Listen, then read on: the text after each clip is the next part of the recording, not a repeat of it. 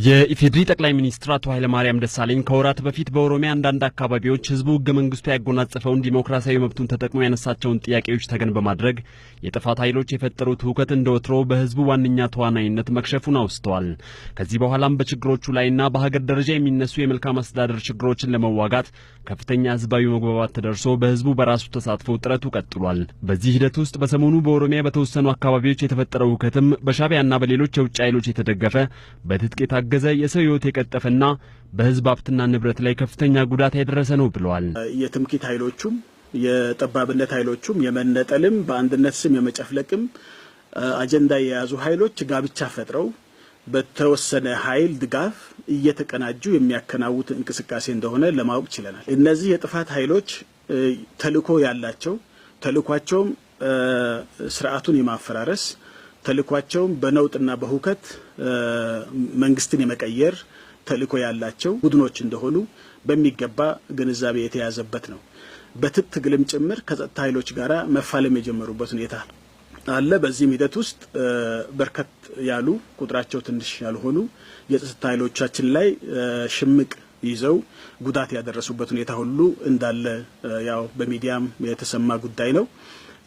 ከዛም በላይ አልፎ የተለያዩ ቦታዎች ላይ የመንግስትና የህዝብ ንብረቶችን የማቃጠል የመደምሰስ ጉዳዮች ላይ እየተሳተፉ ያሉበት ሁኔታ አለ። ከነዚህ ውስጥ ህዝቡ እየተከላከለ በርካታ እነሱ የወጠኑትን ውጥን ያከሸፈባቸው ቦታዎች አሉ። በህዝቡ ጥረት አሁን ሁኔታው በቁጥጥር ስር ውሏል ያሉት አቶ ኃይለማርያም በእነዚህ የጥፋት ኃይሎች ላይ መንግስት የማያዳግም ህገ መንግስታዊ እርምጃ እንደሚወስድም አስታውቀዋል። የእነዚህ የጥፋት ኃይሎች አጀንዳ ከኦሮሞ ህዝብ አጀንዳ ጋር ምንም ግንኙነት የሌለው መሆኑን የሚያሳይ የዜሮ ድምር ፖለቲካቸውን ለማራመድ የሚፈልጉ ኃይሎች ያደረጉት እንደመሆኑ መጠን መንግስት እነዚህን ጉዳዮች በከፍተኛ አጽንኦት የሚያያቸው ጉዳዮች ናቸው።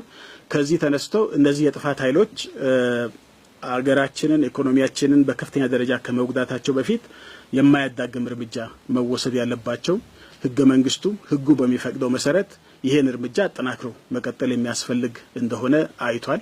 የሀገሪቱ ብሔሮች ብሔረሰቦችና ህዝቦች በትግላቸው ያረጋገጧቸው ህገ መንግስታዊ መብቶችና የፌዴራል ስርዓቱ ዋንኛ ጠባቂዎች ናቸው ያሉት አቶ ኃይለማርያም አሁን የጥፋት ኃይሎች የፈጠሩት ሁከትም እነሱ እንደሚነዙት ሳይሆን የፌዴራል ስርዓቱ በራሱ የሚመክተው ነው ብሏል። ጠቅላይ ሚኒስትሩ የህዝቡ ጥያቄዎችና ሀገሪቱ እንድትበታተን የሚፈልጉ ኃይሎች ጥያቄዎች ሁለቱ ተነጣጥለው መታየት አለባቸው። በኦሮሚያ ክልል አካባቢ በተለያዩ ቦታዎች ላይ የተነሱ ጥያቄዎች ነበሩ። ህዝቡም የተሳተፈባቸው ጥያቄዎች ነበሩ።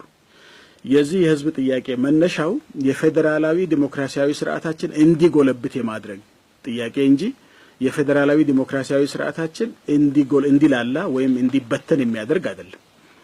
ስለዚህ የእነዚህ ኃይሎች ጋብቻ መፍጠርና የዜሮ ድምር ፖለቲካ ጫወታ የሚጫወቱበት ዋናው ምክንያት አገር ለመበታተን ካለው ፍላጎት ካልሆነ በስተቀር ከፌዴራላዊ ስርዓታችን ጋራ ሊጣመር ወይም ሊጋባ የሚችል አይደለም የሚል እምነት አለኝ።